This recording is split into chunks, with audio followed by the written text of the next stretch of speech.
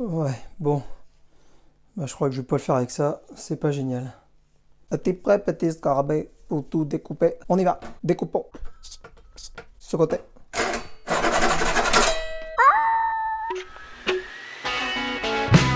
Salut à tous, bienvenue dans cette vidéo qui va concerner le déballage, la présentation et le test de cette scie japonaise de la marque Stanley, modèle Fatmax. C'est une scie qui a une longueur de 250 mm avec d'un côté 7 dents par pouce et de l'autre 14 dents par pouce. Donc on voit ici déjà le côté avec 14 dents par pouce et l'autre côté avec 7 dents par pouce. Sur l'emballage on voit quelques illustrations concernant l'utilisation. On voit que la lame fait 0,6 mm d'épaisseur. Donc il y a une indication où on voit bien avec la flèche que donc c'est en tirant que l'on va couper et non pas en poussant. Il y a d'autres illustrations, donc on voit le type d'affûtage des dents, les matériaux que l'on peut couper avec et d'autres cas d'utilisation. Allez, on va déballer donc cette scie.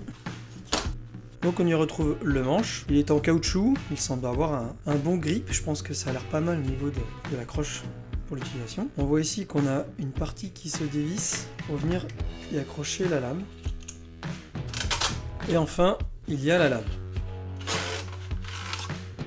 Donc là ici c'est la partie avec 14 dents par pouce, donc ça a l'air vraiment très bien affûté, ça a l'air très tranchant. Et ici le côté avec 7 dents par pouce, pareil, ça a l'air vraiment très tranchant. Donc ici on a une flèche qui indique comme quoi c'est en tirant que l'on va réaliser la coupe. On le voit très bien avec le sens des dents. Alors si je dois comparer ça avec une lame plutôt classique, donc cette lame là on voit que, donc si je les mets toutes les deux dans le même sens, on voit bien, hein, ici ce sera en poussant que ça va couper, et ici c'est en tirant. Donc c'est une utilisation bien particulière, issue traditionnellement des scies japonaises, donc je vais tester ça et voir la qualité de coupe et la facilité de coupe. Alors avant l'utilisation bien évidemment il faut monter la lame sur le manche, donc pour ça c'est simple. On voit ici qu'il y a des petits ergots et c'est la même chose du côté de la lame, donc on ne peut pas se tromper. Alors on peut la monter, donc là le sens hein, peu importe, il suffit de mettre les ergots les uns en face des autres comme ceci et avec cette partie là de visser et de serrer.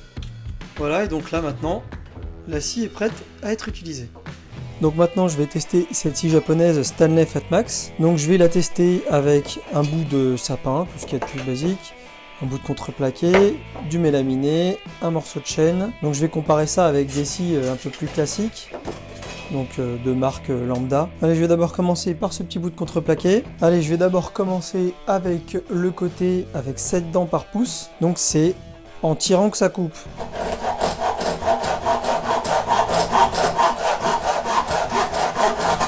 Assez efficace. Maintenant je vais tester avec le côté à 14 dents par pouce.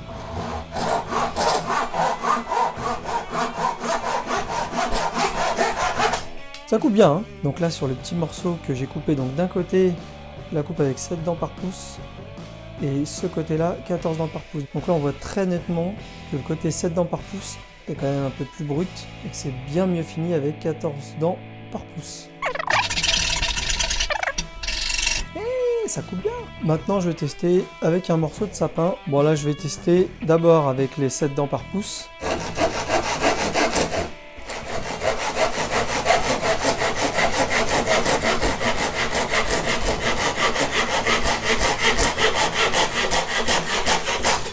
Ça mérite de couper, mais c'est vrai qu'au départ, c'est pas si simple. Maintenant, avec le 14 dents par pouce.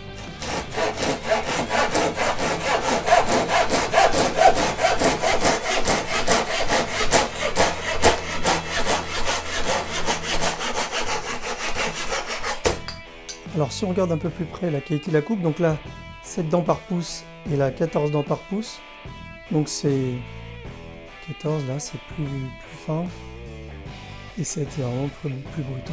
Donc là je vais juste prendre ma scie un peu plus classique là que j'ai pour essayer sur ce morceau là et voir si je sens vraiment une grosse différence. Alors donc là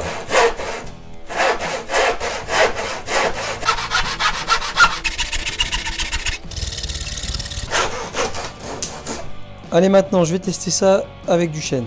Je vais commencer d'abord par le côté avec 7 dents par pouce.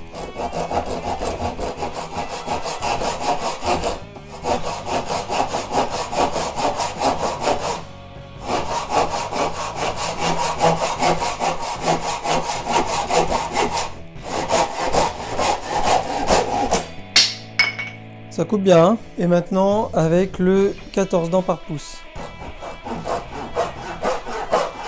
Alors là, je laisse vraiment la scie travailler, hein.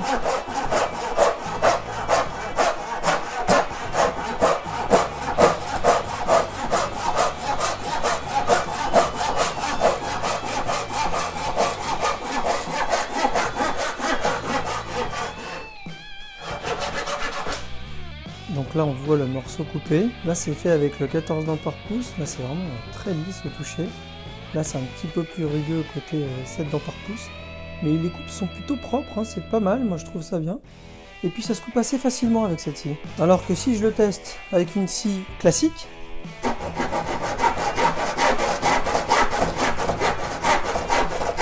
une fois qu'on s'est habitué à la gestuelle de l'autre, c'est un peu plus compliqué en poussant. On sent qu'avec une scie classique, ça a vraiment tendance à vouloir plier quand on pousse. Là, donc là, ici, le côté avec la scie classique. Donc on le sent au toucher, hein, c'est relativement rugueux. Bon, ça coupe, mais bon, c'est pas ce qu'il y a de plus génial. Et là, ce côté-là, je sais même pas si on peut le voir, mais c'est même légèrement brillant ici. C'est tout doux. C'est le 14 dents par pouce et ça coupe super bien. Alors maintenant je vais essayer avec du mélaminé et on va voir justement si ça fait des éclats ou si ça se passe pas trop mal. D'abord le 7 dents par pouce.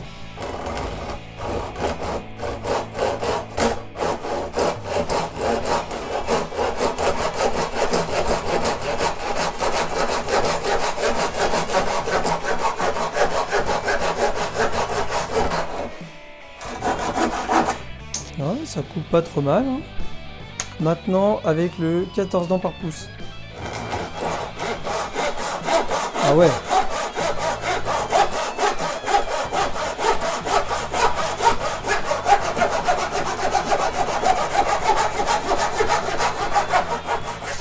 Alors pour le coup là, en 14 dents par pouce, c'est vraiment net, nickel. C'est vraiment une coupe propre.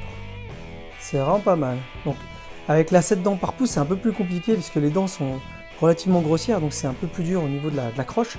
Ça accroche beaucoup, donc c'est un peu plus difficile. De l'autre côté là, 14 dents par pouce, c'est vraiment nickel. Alors je vais la comparer, la 14 dents par pouce avec celle-là.